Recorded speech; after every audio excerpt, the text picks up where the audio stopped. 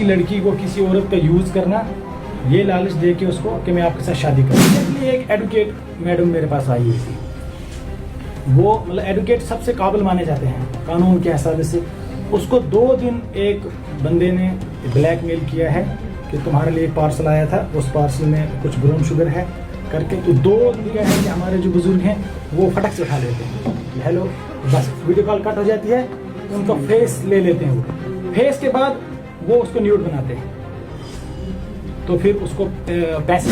ये पहले सेक्शन नहीं हुआ करता था। हमारी नौजवान बेटियां जो स्कूल कॉलेज में पढ़ती हैं, किसी इंडस्ट्री में काम करती हैं, किसी बड़े ऑफिस में, मतलब कि किसी जो बड़ा ओनर है उसके साथ एज ए क्लर्क काम करती हैं, मोस्टली ये चीज़ें होती हैं। उसको लालच दिया जाता है कि मैं आपको एक अच्छी नौकरी दूंगा, मैं आपको एक अच्छा घर दे दूंगा, या मैं आपसे शादी करूंगा। तो वो लालच देकर उसका यूज़ किया जाता था। तो फाइनली उसके लिए कोई सेक्शन नहीं हुआ करता था। लेकिन बीएनएस में सबसे बड़ा सेक्शन आया है 69 बीएनएस। अगर ऐसी कोई हमारी बच्ची है, हमारी बहन है, जिसका कोई ऐसा यूज़ कर रहा है पैसे के लालच में या जॉब के लालच में, उसके लिए बीएनएस ने सेपरेट कानून बनाया है। तो ये कानून आपके सामने रखना ज़रूरी था। और बीएनएस में इससे भी बड़ी चीज़ हुई है, क्राइम अगेंस्ट वुमेन और चिल्ड्रन।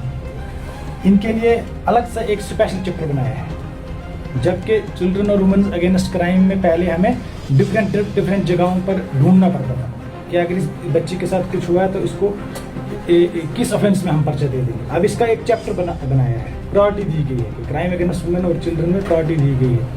तो ये चेंजेस है बीएनएस में, जो कि आईपीसी में नहीं थी।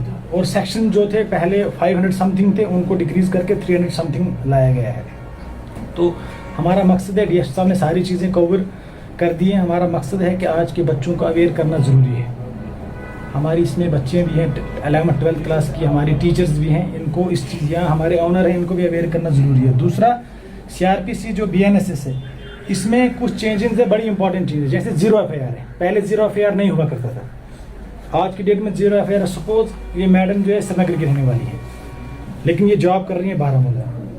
अब श्रीनगर में इनको घर में कोई प्रॉब्लम होती है, इनके घर में कोई तोड़ फोड़ करता है, तो ये एफआईआर लॉन्च कर सकते हैं कहाँ पर, nearest police station, Baramulla police station में। 0 एफआईआर। ये कंटेंट्स ऑफ लिखेंगे कि मैं श्रीनगर की रहने वाली हूँ, दरअसल में मेरे घर में ऐसी प्रॉब्लम हुई है, कुछ गुंडों ने आके मेरी माँ को पिटाई वगैरह की, वट जो भी है, तो हम एफआईआर लॉन्च करके तो उसी 0 एफआईआर को हम थ्रू ईमेल या थ्रू सीसीटीएनएस या through speed post concern police station को भेजेंगे। कितना बड़ा सहूलियत है।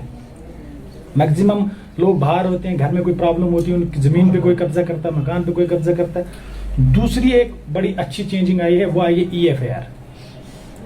फर्ज करो हमारी बहन है, ये बहुत बिजी है, ये पुलिस स्टेशन नहीं आ सकती है, तो ये SHO को व्हाट्सएप पे एप्लीकेशन डाल सकती है EFIR। तो SHO इसकी एप्लीकेशन का 3 दिन वेट करेगा। 3 दिन का टाइम है इसमें SHO के पास, 3 दिन वेट करेगा। 3 दिन का टाइम दे देगा SHO इसको या कंसर्न थाना कि मैडम विदिन 3 डे आप पुलिस स्टेशन में आके अपनी एप्लीकेशन को साइन करो, तो हम उसका एफआईआर लॉन्च करेंगे। पहले होता क्या था, आपका एप्लीकेशन लेके आना पड़ता था। फर्ज करो ये बहुत बिजी है, बीमार है, इसकी सेहत ठीक नहीं आ सकती है, EFIR का प्रोविजन भी दिया गया है।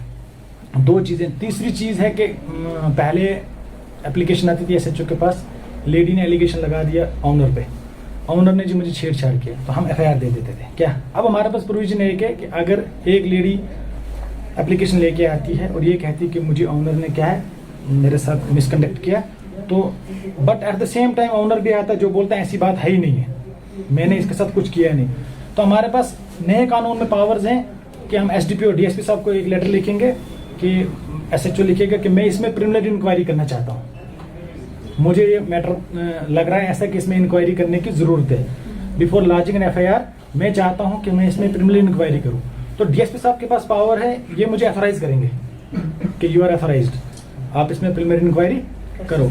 तो मेरे पास 14 दिन का टाइम है। 14 दिन में मैं अपना एक थानेदार या खुद या कोई IO भेजकर 14 दिन के टाइम में मैं प्रिलिमिनरी इंक्वायरी करूंगा, क्या इस बच्चे के साथ, इस मैडम के साथ सच में ये चीज़ हुई है कि नहीं हुई। अगर हुई है तो 14 दिन में वो मेरा IO beat incharge report submit करेगा कि देयर इज नो डाउट इस लेडी के साथ मिस हैंडलिंग हुई है, तो 15वें दिन में उसमें एफआईआर लॉन्च करूंगा। या पहले 3 दिन में अगर प्रूव हो जाता है कि सच में हुआ, अगर नहीं हुआ है तो हम उस इंक्वायरी को नल एंड वाइड ऐसे क्लोज करेंगे और एसडीपीओ साहब को रिपोर्ट सबमिट करेंगे कि इसमें कॉग्निजेंस लेने की कोई ज़रूरत नहीं है, दरअसल में ये वाक़ा हुआ नहीं है, इनके कोई पर्सनल इश्यूज हैं जिस पे उसने फैब्रिकेटेड कंटेंट्स लिखे हैं थाने को। तो कितना अच्छा प्रोविजन है।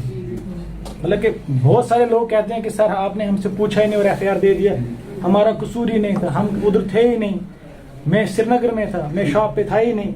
ऐसी चीज़ें हमारे पास आती हुई, ये भी एक बहुत अच्छी चीज़ इसमें आई है, तो इसके रिलेटेड भी आपको अवेयरनेस देना मस्त है। और बड़ी चीज़ है बीएनएस में आई है कि कम्युनिटी सर्विस की सज़ा इसमें